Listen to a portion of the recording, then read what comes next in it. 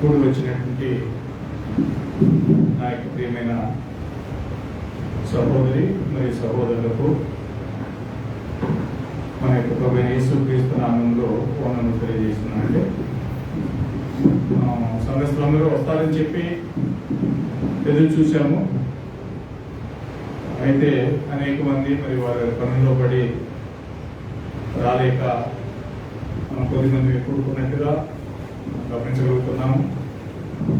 సరే, ఏదేమైనప్పటికీ కూడా దేవుని యొక్క పని అనేటువంటిది ఆగదు అనే విషయాన్ని మనం గమనించినటువంటి కార్యం. ఈ సందర్భంలో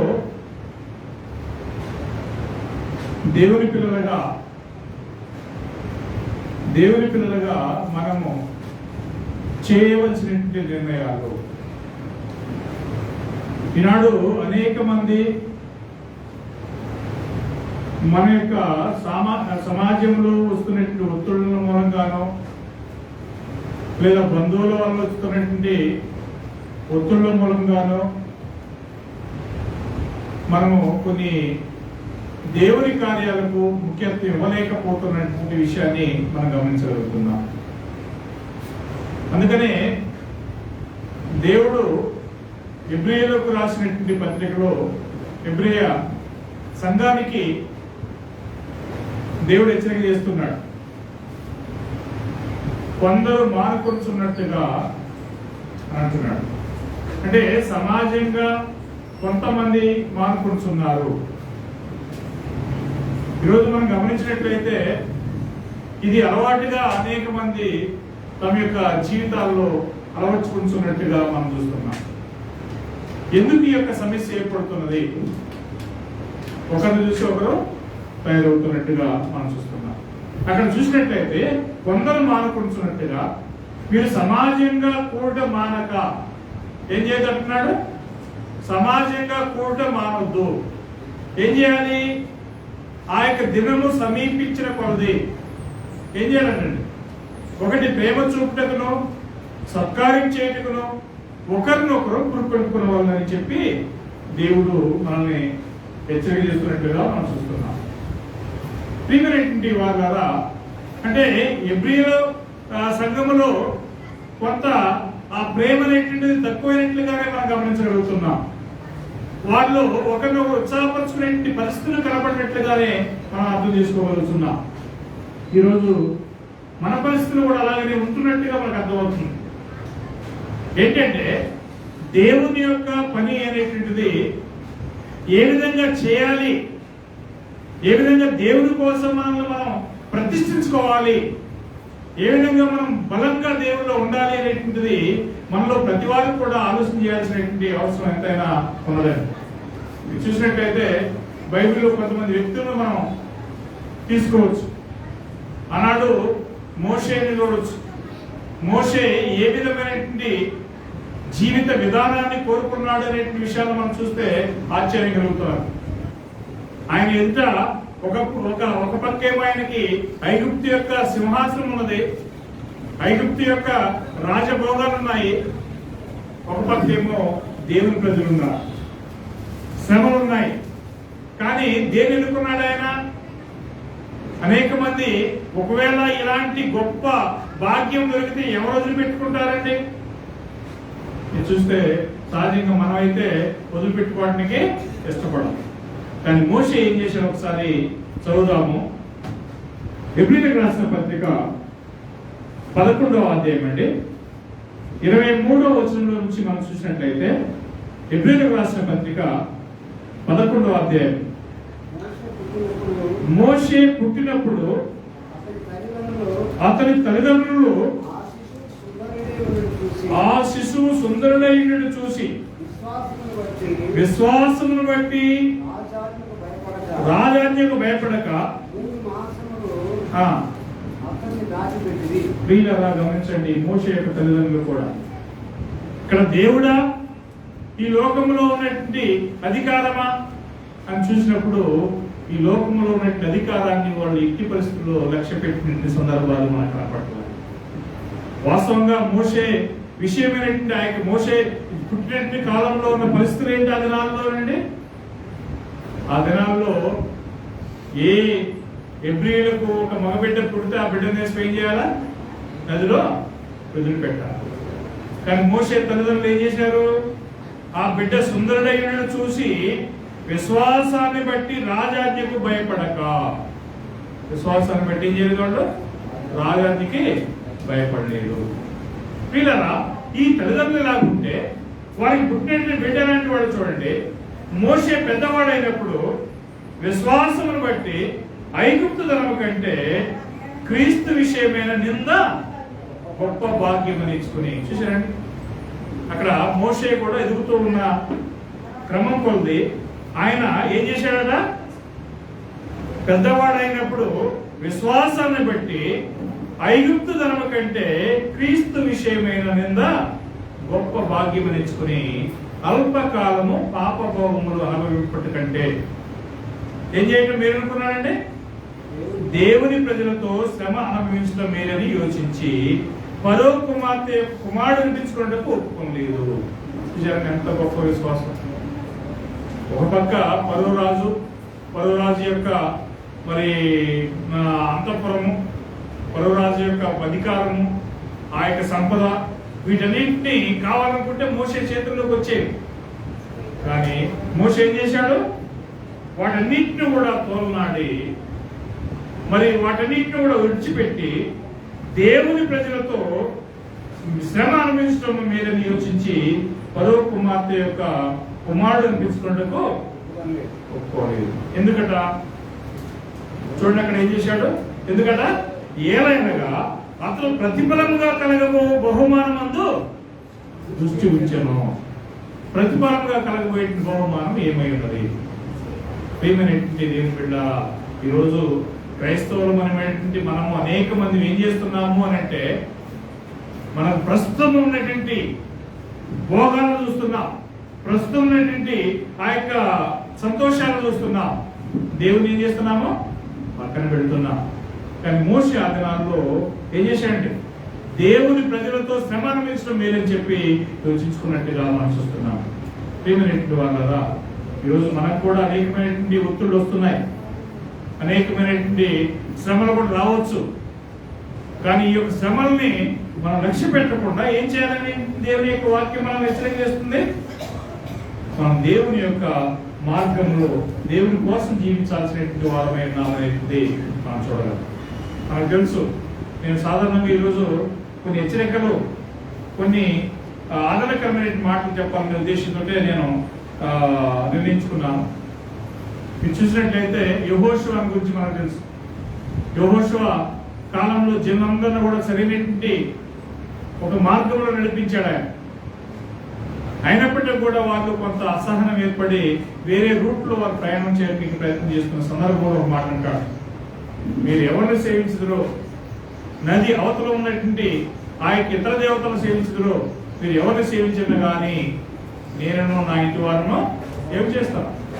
యెహోవాను సేవించడము అని చెప్పి ఒక బలమైనటువంటి నిర్ణయాన్ని తీసుకున్నాను. కాబట్టి ప్రియమైనటువంటి వాళ్ళరా, సంఘంలో ఉన్నటువంటి ప్రతి సహోదరి కూడా, ప్రతి సహోదరుడు కూడా ఏం చేయాలట? మనకు దేవుడా ఈ లోకమా, దేవుడా బంధువులా, దేవుడా ఈ యొక్క లోక సంబంధమైనటువంటి లోకాశలా అనే విషయమై మనం నిర్ణయం చేసుకోవాల్సినటువంటి అవసరం ఉన్నది. చూస్తే 84వ కీర్తనలో ఒక భక్తుడు ఉంటాడు. ఏమంటాడు తెలుసా? దేవుని యొక్క కార్యాలకి ఏ విధంగా ఆయన ఉన్నాడో చూడండి. అక్కడ 84వ కీర్తన 10వ వచనం చదవండి.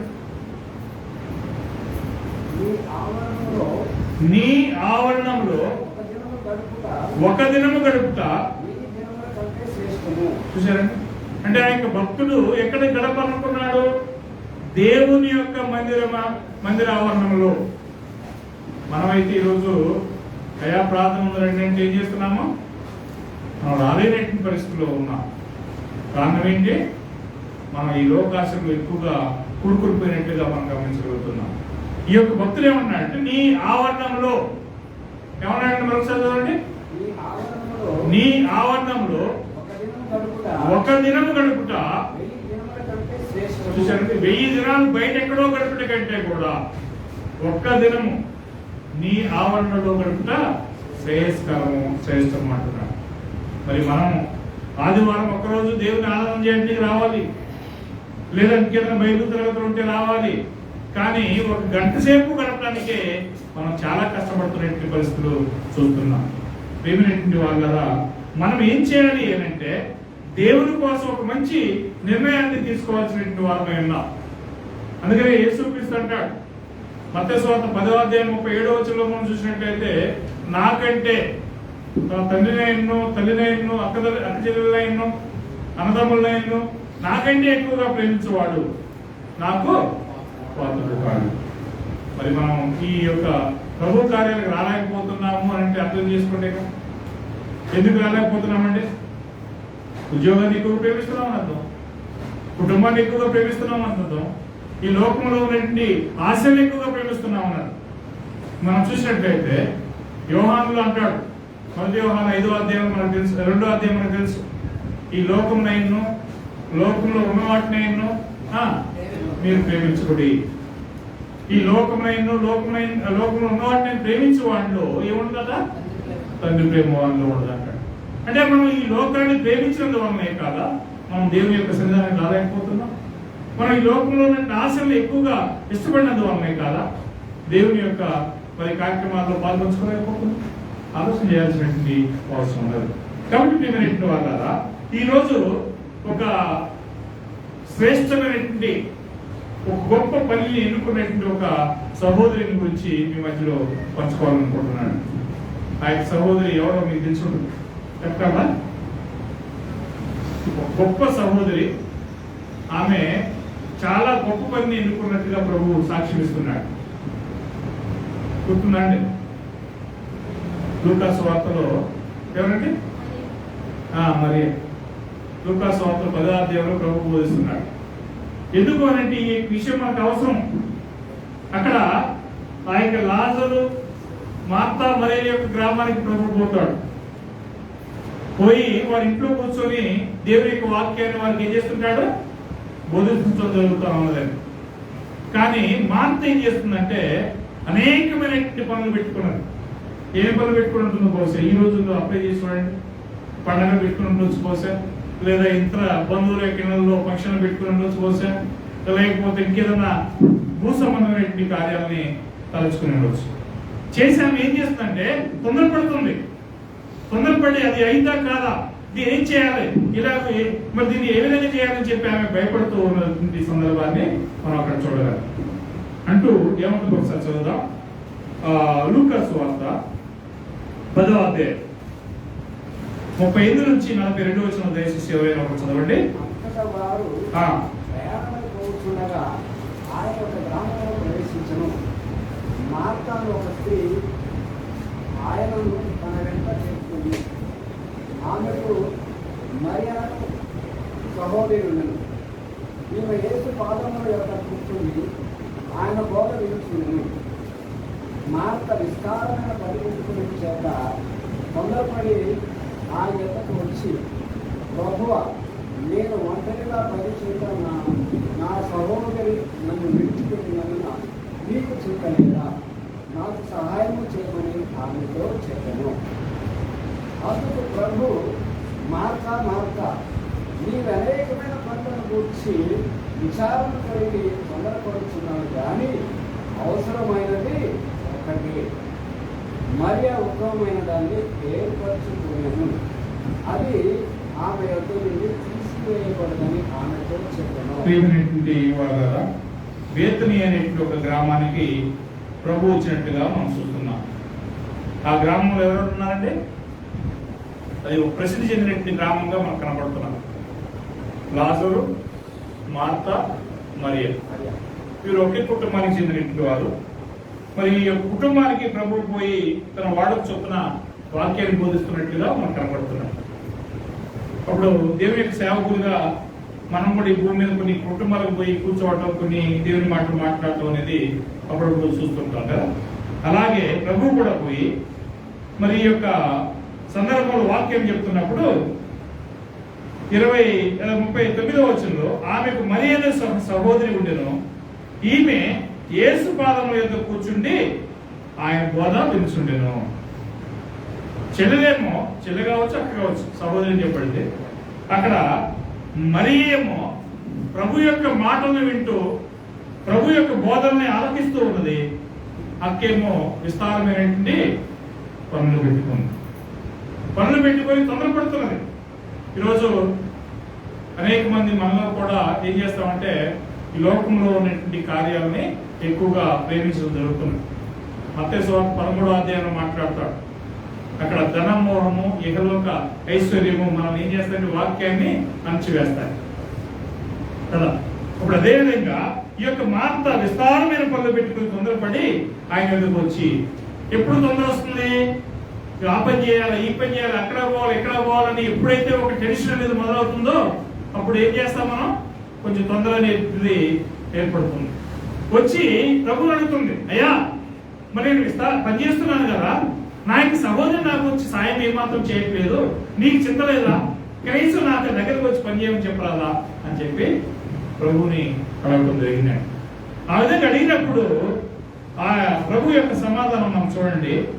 ఏమన్నాడు? 41వ వచనంలో, అందుకు ప్రభు, మార్తా మార్తా, నీవు అనేకమైన పనులను గురించి విచారం కలిగి తొందరపడుచున్నావు గాని అవసరమైనది ఒకటి.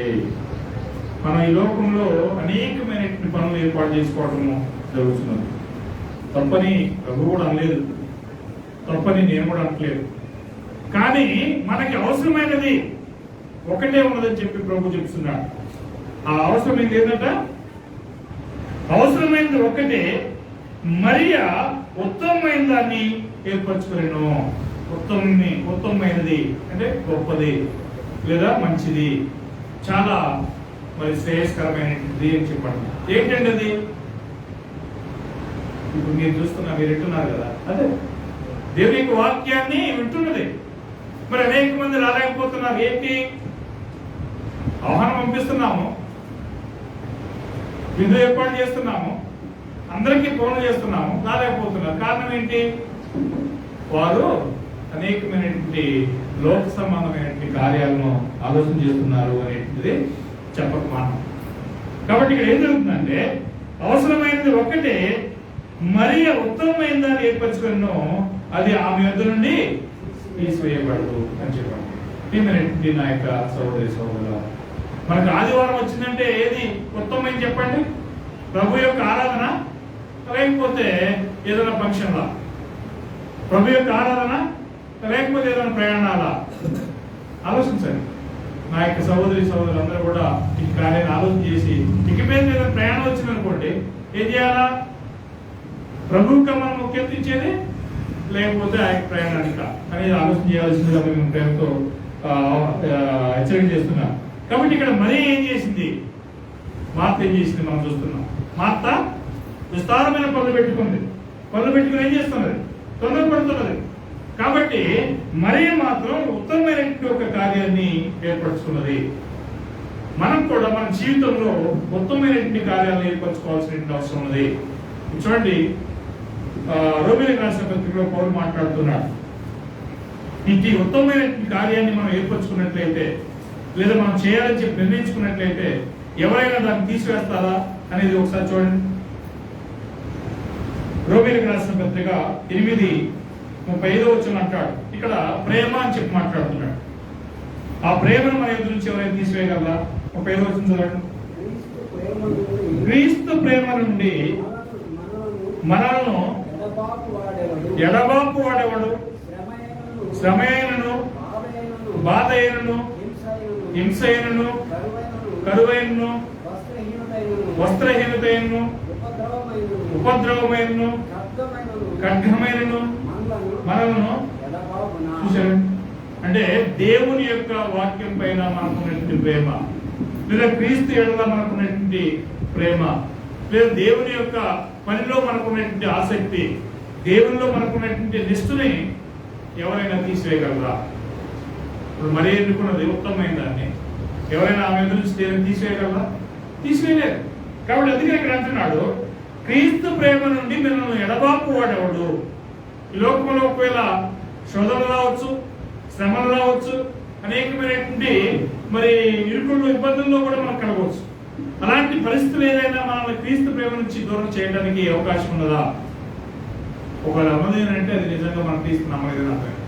నేను తొలిగిపోయాను, ఆరాధన మానేశాను, ఈ లోకంలో మళ్ళీ యథావిధిగా లోకంలో ఉన్నప్పుడు ఎలాగైతే ఉన్నాను అలాగే జీవిస్తున్నానంటే నిజంగా నేను క్రీస్తుని ఏం చేయలేదని అర్థం, ప్రేమించలేదని అర్థం, నిజంగా క్రీస్తుని ఎడగలేదని అర్థం. ఒకవేళ క్రీస్తుని ఎరిగితే నేను ఒకసారి ఆరాధన చేయడం ప్రారంభిస్తే మళ్ళా లోకంలో ఉన్నటువంటి యథావిధి స్థానానికి నేను పోవడానికి అవకాశం ఉందా? ఎట్టి పరిస్థితుల్లో లేదే. అందుకని ఇక్కడ అంటున్నాడు, మనం ఎన్నుకునేటువంటి కార్యాలు అనేవి మంచి కార్యాలుగా ఉండాల్సినటువంటి అవసరం ఉంది. దేవుని యొక్క పని కోసం మనం చేసేటువంటి కార్యాలుగా ఉండాల్సినటువంటి అవసరం ఉందండి. మీరు చూడండి, రూతు అనేటువంటి ఒక స్త్రీని గురించి మనం చదువుతాం, అందరికి తెలుసు కదా. రూతు ఎవరండి? నయోమి యొక్క కోడలు. ఏ దేశస్తురాలండి? మోయాబు దేశానికి చెందినటువంటి స్త్రీ. ఆమె యొక్క నిర్ణయాలను మీరు చూస్తే ఆశ్చర్యపోతారండి. ఆ యొక్క స్త్రీ లేదా ఆ యొక్క స్త్రీ చేసిన నిర్ణయము, తన భర్త చనిపోతాడు, తన యొక్క మామ చనిపోతాడు, తర్వాత తన బావ చనిపోతాడు. ఇక ముగ్గురు విధవరాలుగానే ఉంటారు. అత్త నయోమి, ఆమె కోడలు పెద్ద ఆమె, తర్వాత రూతు. ఏం చేస్తున్నట్టు నయోమి, అమ్మ మరి మీరు పోయి మీ దేశాల్లో మీ యొక్క బంధువులు ఎదురుండి మరొక వివాహం చేసుకుని మీరు సంతోషంగా ఉండండి అమ్మ, యవనస్తులుగా ఉన్నారు. నేనైతే మళ్ళా మీకు పెళ్లి చేసే స్థితిలో లేదు కనుక మీరు వెళ్ళండి అని చెప్పంటే పెద్ద కోడలు ఏం చేస్తుంది? వెళ్ళిపోయి వేరొక వివాహం చేసుకుని సంతోషంగా గడుపుతున్నాం. కానీ రూతు ఏ విధమైన నిర్ణయం చేసుకుని ఏ విధమైన మాటలు మాట్లాడుతూ ఒకసారి మనం చదివితే ఈరోజు మనకు ఉత్సాహాన్ని కలిగించేట్టుగా ఉంటాయండి. రూతు గ్రంథము 1వ అధ్యాయం చూడండి. ఇక్కడ నయోమి చెప్తుంది, ఏముంటుందంటే 14వ వచనంలో 13వ వచనం చెప్తున్నది, వారు పెద్దవాళ్ళ కోరిక వారి కొరకు మీరు కనిపెట్టుకుందిరా అంటే తాను మళ్ళా కుమారులు కని మీకోసం నేను వారిని భర్తలుగా తీసుకురావడానికి ఇక నాకు శక్తి చాలదు అని అర్థంతో మాట్లాడుతుంది ఆమె. సరే, 14వ వచనంలో వారు ఈ మాట మాట్లాడిన తర్వాత తిరిగి ఏడవడం జరిగింది. ఓర్ప అనేటువంటిది పెద్ద కోట ఏం చేసింది? తన అత్తను ముద్దు పెట్టుకుని రూతు ఆమెను హత్తుకొని ఉండగా, చూడండి రూతు 15వ వచనంలో నయోమి చెప్తున్నది, ఇదిగో నీ తోడి కోడలు తన జనుల యొద్దకును తన దేవుని యొద్దకును తిరిగిపోయినదే, నీవును నీ కోడల్ని నీ తోడి కోడలు వెంబడి వెళ్ళమని తన అత్తైన నయోమి చిన్న కోడలకి సలహా ఇవ్వడం జరిగిందండి. అది న్యాయమైనటువంటి ఒక కార్యమే. ఎందుకంటే నా కోసం నేను ముసల్దాన్ని, మరి నన్ను కాపాడటం కోసం నీ యొక్క సంతోషాన్ని, నీ యొక్క యవనాన్ని నువ్వు మరి వృధా చేసుకోవటం సరికాదమ్మా, నువ్వు వెళ్ళు అని చెప్పి పట్టడం జరిగింది. ఇక రూతు యొక్క మాటలు ఇప్పుడు 16వ వచనం 17వ వచనం మనకి ఆశ్చర్యాన్ని కలిగిస్తాయి. చదువుదాం. అందుకు రూతు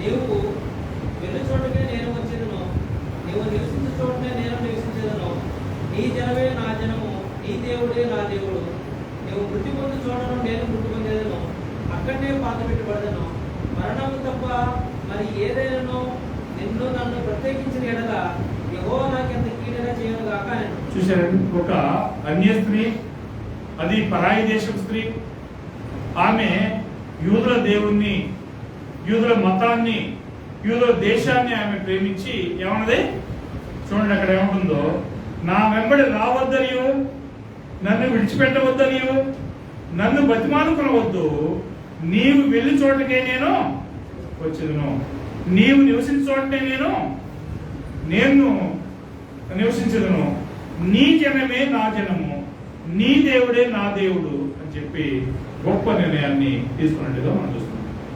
చూడండి, ఆ యొక్క స్త్రీకి అంత పట్టుదల రావడానికి గల కారణం ఏమిటి? ఎవరై ఉంటారు అంటే ఆమె ఒక స్త్రీ.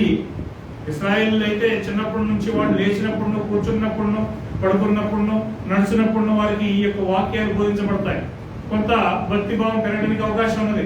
కానీ ఈ యొక్క స్త్రీ అన్ని స్త్రీ అయినప్పటికీ కూడా తన అత్తని మరి కాపాడాలి, తన యొక్క అత్త యొక్క మతాన్ని స్వీకరించాలి, తన యొక్క అత్త యొక్క బంధువుల యొక్క నేను ఉండాలి, ఆమెని వృద్ధాప్యంలో విడిచిపెట్టకూడదని చెప్పి ఒక బలమైన నిర్ణయం తీసుకుని ఆమె యోధ దేశానికి నడిపించబడినట్లుగా మనం చూడాలి. చూసారా ఎంత దేవుని విషయంలో భక్తి కలిగిన స్త్రీగా మనం రోజులు చూస్తున్నాం. అంత భక్తి కలిగిన స్త్రీ కాబట్టే ఈరోజు రక్షకుడైన యేసుక్రీస్తు యొక్క వంశావళి క్రమంలో ఆమె యొక్క మరి ఒక పాత్ర పోషించినట్టుగా మనం చదవగలం. ప్రేమరెడ్డి దేవుని బిడ్డలారా, మనకు అలాంటి భక్తి ఉండాలి, మనకు అలాంటి విశ్వాసం ఉండాలి, అలాంటి నీతి ఉండాలి. మరి అనేక సందర్భాల్లో మనం దేవునికి వాక్యం వింటున్నామే కానీ ఏం చేయలేకపోతున్నామండి, నిలకడలో ఉండలేకపోతున్నాం. కారణం ఏంటి అంటే లోకంలో ఉన్నటువంటి మనకి శోధనలో, లోకంలో ఉన్నటువంటి ఒత్తిళ్ళే కదా. అనగా ఖచ్చితంగా మీరు చూడండి, అక్కడ బెరియా సంఘస్థులు ఒకసారి ఆలోచన చేయండి. బెరియా సంఘస్థులు పౌరు పోయి బోధిస్తున్నాడు. వాళ్ళు ఒక రోజు కాదు, 2 రోజులు కాదండి, ప్రతి దినము కూడా పౌలు శీలను చెప్తున్న మాటలు అలా ఉన్నాయో లేవో అని చెప్పి ఏం చేశారు చూడండి. ఒకసారి చదువున్నాను 17వ అధ్యాయం 10వ వచనం. అపోస్తలుల కార్యం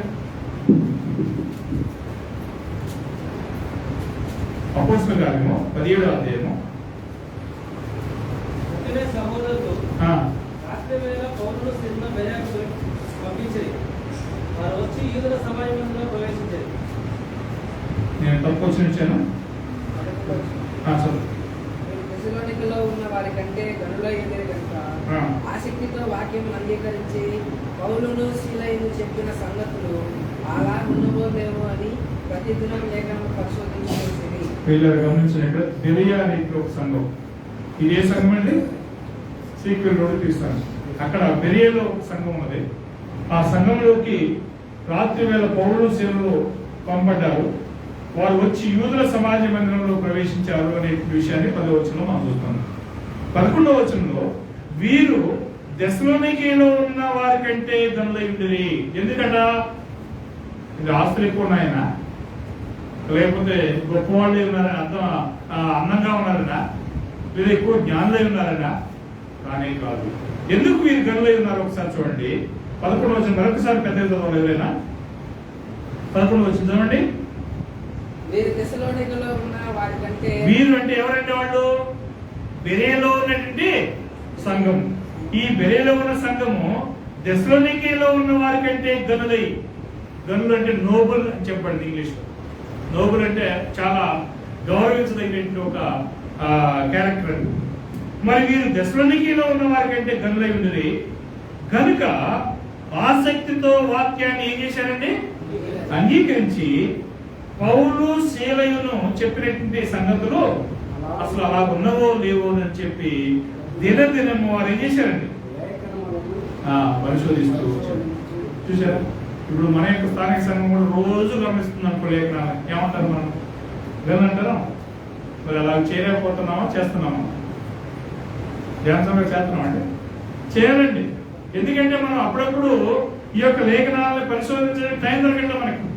బ్రదర్ చెప్పింది రైట్ అనే కాదా అని చెప్పి ఏం చేయాలండి? విజయ్ గారు చూడాలా? అసలు నేను అబద్ధం చెప్తున్నాను, రైట్ చెప్తున్నాను అని చెప్పి చూడకపోతే ఎంత తెలిసింది? కాబట్టి ఈ మత్స్యాకల్లో ఉన్న సమస్య ఏదండి, వాళ్ళకి అయ్యగారు చెప్పినట్టే అయ్యగారే కానీ ఏం చెప్తే అది నమ్మటమే. కానీ క్రీస్తు అలా ఉండకూడదు. క్రీస్తు ఎలా ఉండాలి? అసలు బైబిల్లో ఉన్నదా లేదా, ఈయన సొంత మాట చెప్పాడా లేకపోతే అబద్ధాలు చెప్పాడా అనేది మీరు ఏం చేయాలి? పరిశోధన చేయాలి. ఆ విధంగా పరిశోధన చేసినందుకు ఈ యొక్క బెరియా సంఘాన్ని ఏమన్నాడు? గనులుగా వారిని చూపించినట్టుగా మనం చూస్తున్నాం. వాళ్ళ కనుక దేవుని యొక్క పనిలో ఇంత ఆసక్తి కలిగినటువంటి వారుగా మనం ఉండాల్సినటువంటి వారమే ఉన్నాం. ఇంకా మనం చూసినట్లయితే ఆది సంఘం కూడా ఏ విధంగా ఉందో ఒకసారి చూడండి. అపోస్తలుల కార్యము 2వ అధ్యాయం మనకు తెలుసు. 42వ వచనంలో వారు ఏం చేశారు ఒకసారి చదవండి. అపోస్తలుల కార్యము 2వ అధ్యాయం 42వ వచనంలో వీరు అపోస్తలుల బోధ యందును సహవాసమందును రొట్టె విరుచుట యందును ప్రార్థన చేయటి యందును ఎడతెగక ఉండిరి. చూసారండి? అంటే రొట్టె విరిచే కార్యక్రమాన్ని వారు ఏం చేయలేదు, మానేయలేదు. ప్రార్థన చేసే కార్యక్రమాన్ని ఏం చేయలేదు, మానేయలే. తర్వాత సహవాసం చేయాలంటే ఈ సహవాసం కూడమే కదా ఇది. ఈ సహవాసం కూడడానికి వచ్చే విషయాలు ఏం చేయలేదు, మానేయలే. మరి తర్వాత ఇంకేంటంటే 3-4 కార్యాలు చెప్పాడు. రొట్టె విరిచి ఎందును, ప్రార్థన చేయడం ఎందును, తర్వాత సహవాసం అందును, బోధ అపోస్తుల బోధ ఎందును వారు ఎడతెగక ఉన్నారు అని చెప్పని దేవుని యొక్క వాక్యంలో మనం వింటున్నాం. మరి స్థానిక సంఘాలు ఈరోజు ఆ యొక్క కొరత కలిగినట్టుగానే మనకి పట్టొచ్చినట్టుగా చెప్తున్నట్టుగా మనం కూడా చూడగలం. ఎందుకంటే అనేక మంది ఏం చేస్తున్నారంటే ఆదివారం వచ్చిందంటే రొట్టె ఇచ్చే కార్యక్రమాన్ని పట్టించుకోవట్లేదు, వెళ్ళిపోతున్నాం అవునగా. ఆ తర్వాత ఆదివారం వచ్చిందంటే ప్రార్థన విషయాన్ని పక్కన పెట్టేసి ప్రయాణాలు పోతున్నాం. ఇవన్నిటిని కూడా మనం ఆలోచన చేసినట్లయితే నిజంగా బిర్యానీ సంగతిలో ఘనులుగా ఉన్నామా లేదా ఘనహీనులుగా ఉన్నామా చెప్పాలి. ఘనహీనులుగా ఉన్నాము. ఆ చూడటం అనేది దేవుని దృష్టికి అది సరిగా ఉంటుందా? దేవుని దృష్టికి సరిగా ఉండాలంటే ఏం చేయాలి? దేవుని యొక్క పనిలో నేను మొదటి వాడిగా ఉండాలి. దేవుని పనిలో నేను ఆ యొక్క ప్రాధాన్యత కలిగిన వాడిగా ఉండాలి. దేవుని పనిలో నేను ధనుడిగా ఉండాలి అనేటువంటి ఒక నిర్ణయం అనేది ప్రతి క్రైస్తవుల్లో, ప్రతి క్రైస్తవ స్త్రీలో, సహోదరుల్లో కలగాలి. అలా కలగాలంటే ఏం చేయాలి? మీరు ఒకసారి చూడండి, యేసుక్రీస్తు ఈ భూమి మీద జీవించిన కాలంలో మరి ఒక తండ్రికి పుట్టినట్టు కుమారుడు జెబెదయి కుమారుడు, మీకు తెలుసు, యోహాను యాకోబు. అపోస్తలులందరూ 12 మంది. ఈ 12 మంది కంటే కూడా ఎక్కువ పట్టుదల కలిగినటువంటి వారుగానే మనకు అర్థమవుతుంది. వారిని బట్టి చూస్తే వారు ఏమంటారంటే, అయ్యా నీవు నీ రాజ్యానికి పోయినప్పుడు నీ కుడి వైపున ఒకరిని ఎడవైపున ఒకరిని కూర్చోండి, మాకు అవకాశం ఏంటి కోరుకుంటా.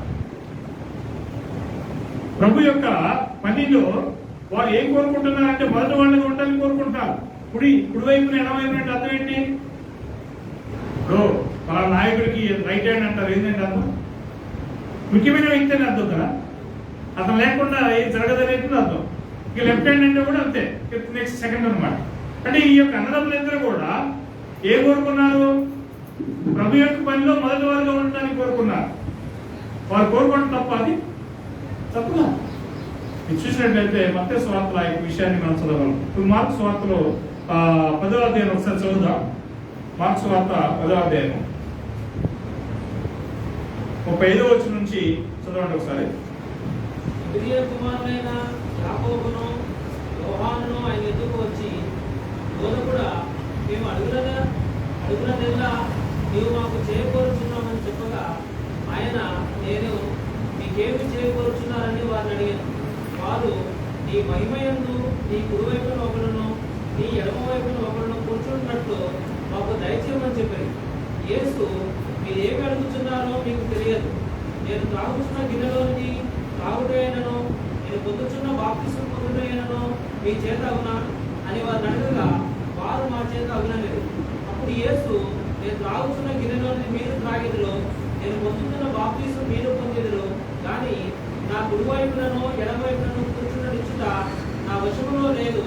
అది ఎవరికి సిద్ధపరచబడినో వారికే దొరుకుతుందని వారితో చెప్పారు. ప్రియమైనటువంటి సహోదరులారా, ఇక్కడ అపోస్తలులు యోహాను యాకోబు, ఈ యొక్క ఇద్దరు కూడా మరి మిగతా అపోస్తలులకి వీరు చూసినప్పుడు కొంత బాధ కలిగి ఉండొచ్చు.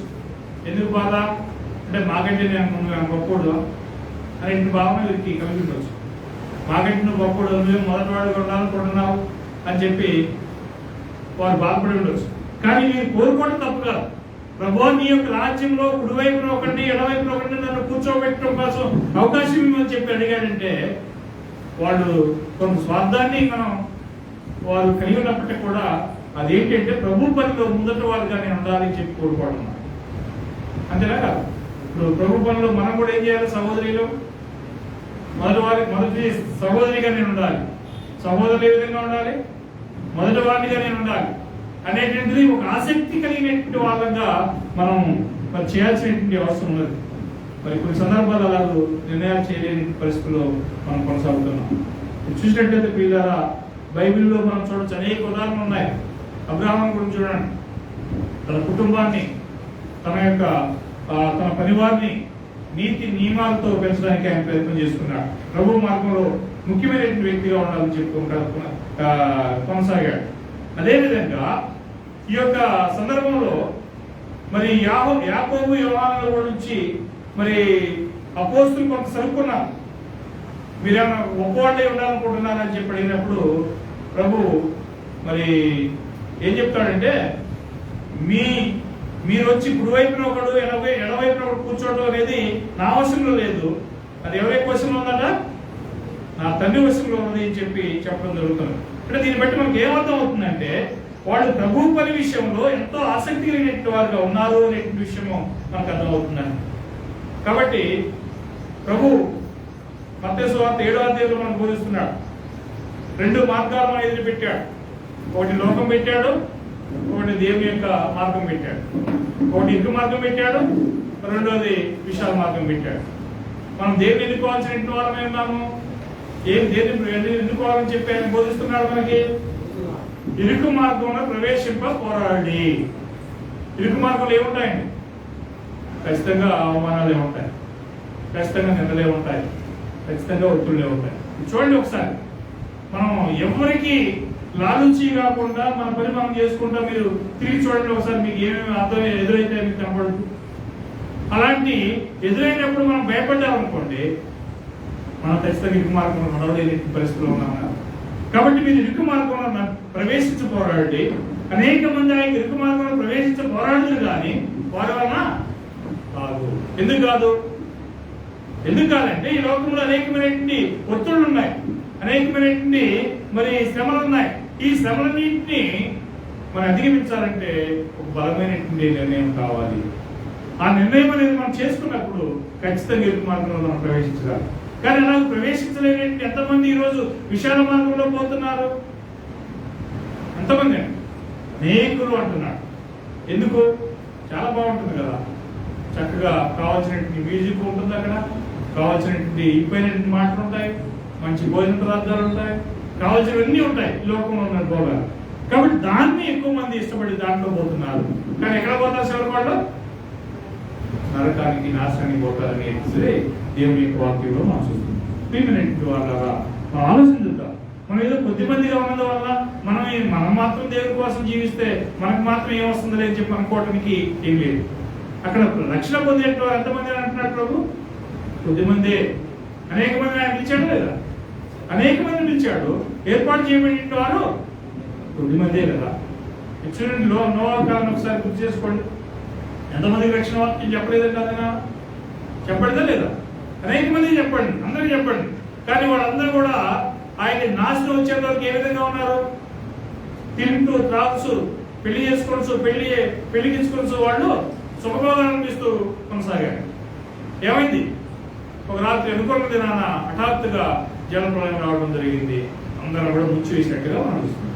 అదేవిధంగా ఈరోజు మనం కూడా ఈ లోకంలో ఉన్నటువంటి భోగాలకి ఆశపడి, ఈ లోకంలో ఉన్నటువంటి కార్యాలకు మనం అంటే అలవాటు పడినటువంటి వాళ్ళగా ఉండి వాటిని అనుసరిస్తూ పోతున్నట్లయితే మనం కూడా రాబోతున్నటువంటి ముఖ్యమైనటువంటి శిక్షలో పాత్రలు కావడానికి అవకాశం ఉంది.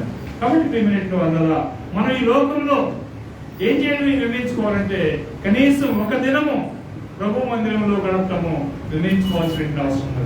ఆ కీర్తనకారుడు చెప్తున్నాడు, ఎంత గొప్ప మాట తెలుసా? 1000 దినాల కంటే ఒక్క దినము శ్రేష్టం అంటున్నాడు. అది ఏ దినము? ఒక ఫంక్షన్ పోయిన దినమా, లేదా ఒక టూర్ కోసం సైట్ సీయింగ్ అంటారు చూసారా, అంటే టూర్ కోసం పోయి ప్రకృతిని చూడడానికి పోయినట్టు దినమా, లేదా ప్రభు మాట వినడానికి వచ్చి ప్రభు మందిరంలో కూర్చోనట్టు దినమా? ఏది శ్రేష్టం చెప్పండి?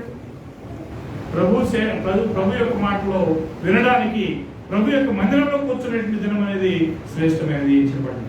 కాబట్టి అలాగ మనం ఉన్నట్లయితే దేవుని దృష్టికి విలువైనటువంటి వారుగా ఉంటామా, దేవుని దృష్టికి గనులుగా ఉంటామా, లేకపోతే ఘనహీనులుగా ఉంటామా అనే విషయాన్ని మనం అర్థం చేసుకోవాల్సిన అవసరం. కాబట్టి ప్రియమైనటువంటి వాళ్ళ మోషే గురించి మనం చూసాం. ఆయన ఏం చేశాడు అంటే, అవతల పక్కన ఉన్నటువంటి ఆ యొక్క భోగాలన్నింటినీ కూడా పక్కన పెట్టేశాడు. వస్తుందా? అయితే ఆ యొక్క భోగాలన్నింటినీ కూడా ఏం చేసుకున్నాడు?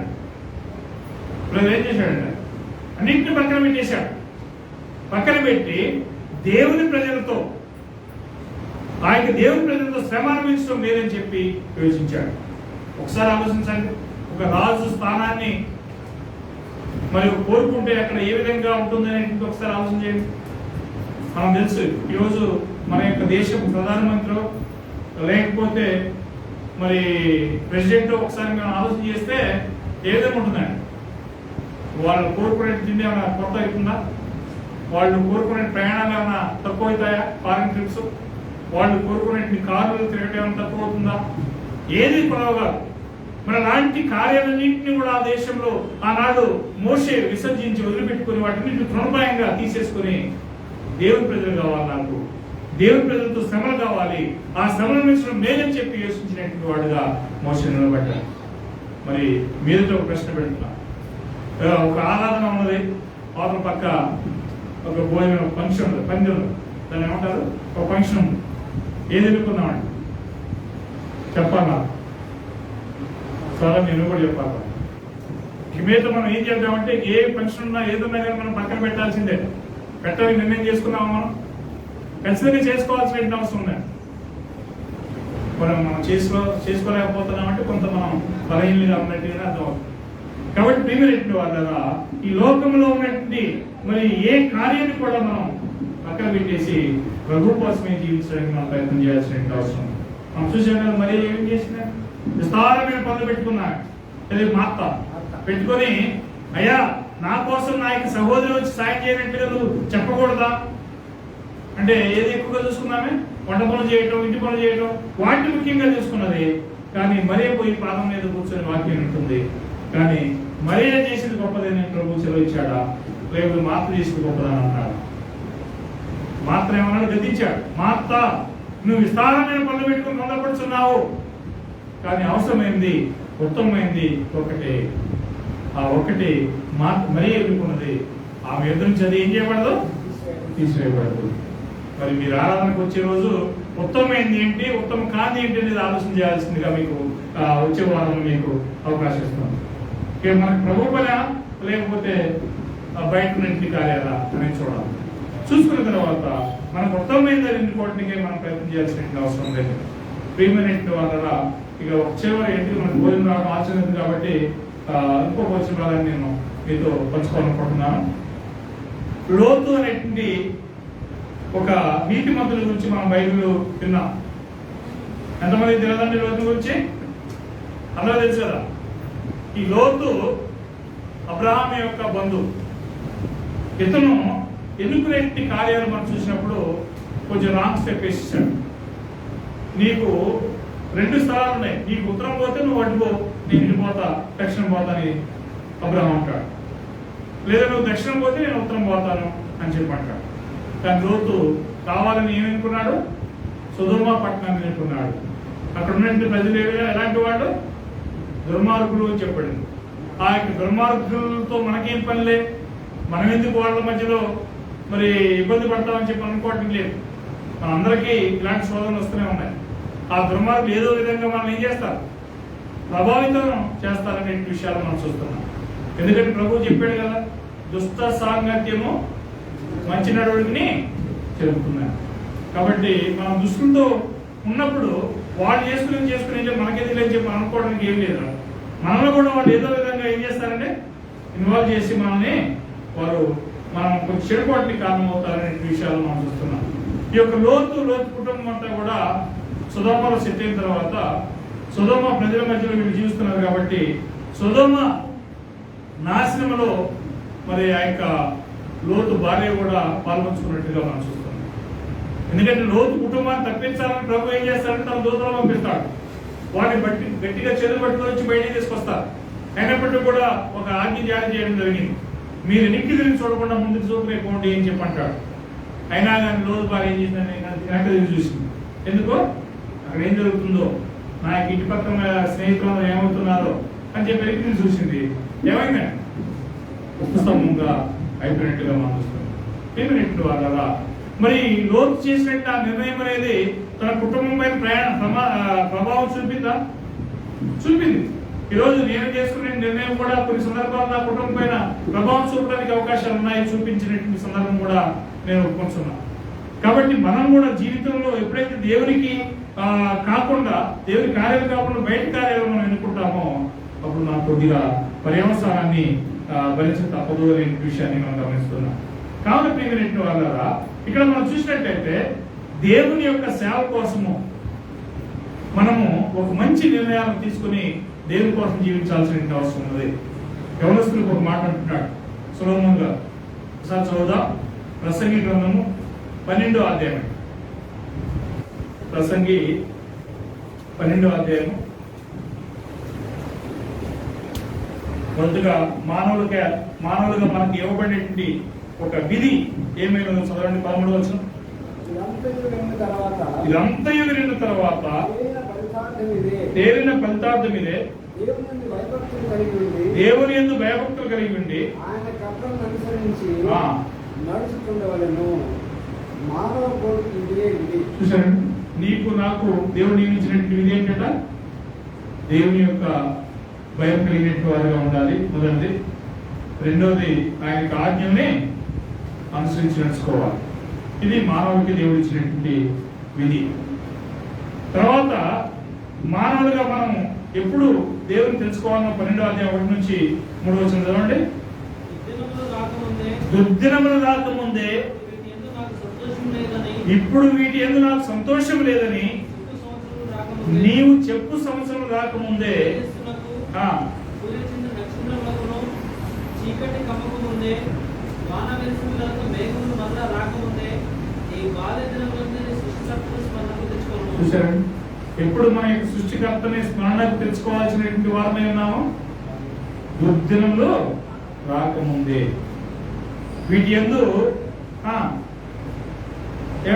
నాకు సంతోషము లేదని నీవు చెప్పు సంవత్సరాలు రాకముందే. ఎప్పుడు చెప్తాం తెలుసా? కాళ్ళు ముడుచుకొని సాపలేకపోయినప్పుడు, కాళ్ళు నిలబెట్టడానికి ధైర్యం ఆయన బలం లేకుండా పోయినప్పుడు మనం ఏం చేస్తామంటే ఈ బతికేందుకు ఆయన దీసంతో అని చెప్పి అంటుంటాం. అందుకని ఏమన్నా అంటే ఆ దినములు రాకముందే, చీకటి సూర్యచంద్ర నక్షత్రములు చీకటి కమ్మక ముందే, వాన వెలిసిన తర్వాత మేఘములు రాకముందే, నీ బాల్య దినం ముందే ఏం చేయాలట? నీ సృష్టికర్తను స్మరణకు తెచ్చుకోవాల్సినటువంటి వారమే ఉన్నాం. మన యొక్క దేవుని మనం ఎప్పుడు జ్ఞాపకం చేసుకోవాలి? మనలో పట్టుదల ఉన్నప్పుడే, మనలో బలం ఉన్నప్పుడే, మనలో ఆయుష్ ఉన్నప్పుడే ఈ యొక్క కార్యాలను మనం జ్ఞాపకం చేసుకోవాల్సిన అవసరం ఉంది. కాబట్టి ప్రియమైనటువంటి నా యొక్క సహోదరి సహోదరుల, దేవుని యొక్క కార్యాన్ని మనం ఏం చేయాలి అంటే ఒక పట్టుదలగా వాటిని పరిశీలన చేయడానికి, దేవుని కార్యాలు వినడానికి మనం దృఢపరచుకోవాల్సినటువంటి వారమే. ఎందుకంటే దేవుని యొక్క వాక్యం మనల్ని ఏ విధంగా ఏ 3 కార్యాలు చేత మనం నడిపిస్తుంది తెలుసా? 14వ అధ్యాయం అంటాడు. ఒకటి, వాక్యోపదేశం చేసేటువంటి వారు, అంటే ప్రవశించేటువంటి వారు ఏం చేస్తున్నారు? ఆదరించుతున్నారు. తర్వాత హెచ్చరిక చేస్తున్నారు. మూడోది క్షేమాభివృద్ధి చేస్తున్నారు. ఈ 3 కార్యాలు మన జీవితంలో ఎప్పుడైతే కార్యరూపం జరుగుతుందో అప్పుడు మనం కొంచెం తప్పుకోవడానికి అవకాశాలు తక్కువ. కాబట్టి ప్రియమైనటువంటి వాళ్ళారా, మనం మోషే లాంటి నిర్ణయాలు తీసుకోవాల్సినటువంటి వారమే. యెహోషువ లాంటి నిర్ణయాలు మనం తీసుకోవాల్సిన అవసరం ఉంది. యోహాను యాకోబు లాంటి నిర్ణయాలు తీసుకోవాల్సిన వారమే ఉన్నాం. రూతు లాంటి నిర్ణయం తీసుకోవాల్సిన వారమే ఉన్నాం. ఇంకా అనేక మంది భక్తులు ఉన్నారు. అబ్రహాం కానీ, ఆ తర్వాత ఇంకా దావీదు కానీ, యోబు కానీ మనం చూసినట్టయితే వారి పట్టుదల మనం చూసినప్పుడు మనకి ఏం చెప్తున్నది అంటే దేవుడు అంత నిష్టగా, అంత పట్టుదలగా జీవించాల్సిన అవసరం ఉందని చెప్పి మనం చెప్తున్నట్టుగా మనం చూస్తున్నాం. కాబట్టి మనం ప్రభు యొక్క సేవలో ఏ విధంగా ఉండాలంటే ఎడదెక్క ఉండాల్సిన అవసరం. ఆది సంఘం ఆదివారం వచ్చిందంటే వాడు ఏం చేసేవాడు? ప్రభు సేవకులు పట్టుదలగా వచ్చేవాడు. అందుకని అక్కడ ఏమంటున్నాడు పౌలు అపోస్తలుల గారు 20వ అధ్యాయంలో 7వ వచనంలో, ఆదివారం మేము రొట్టె విరుచుటకు కూడి వచ్చినప్పుడు వచ్చారా? అప్పుడు మనం రాలేకపోతున్నామా, వస్తున్నామా? ఆలోచన చేయండి. కాబట్టి ప్రియమైనటువంటి వాళ్ళరా, మరి మనము ఎవరు వస్తున్నారో రావట్లేదో మనకు అవసరం లేదు. మనమైతే నేను నా ఇంటి వారిను ఏం చేయాలి? యెహోవాను సేవించాలి. అది మనందరం కూడా ఈ నిర్ణయంతో మనం దేవుని సేవ కోసం మనం ప్రతిష్ఠించుకొని దేవుని కోసం జీవించాల్సిందిగా మనందరినీ ప్రేమపూర్వకంగా హెచ్చరిక చేస్తూ మరి ఆదరిస్తూ మరి ఎంతసేపు దీని వాక్యాన్ని మీ అందరికీ వందనాలు తెలియజేస్తూ ముగిస్తున్నాను. ఫోన్ చేశారా? లేకపోతే ఏమైనా జాబ్ చేయండి. బ్రదర్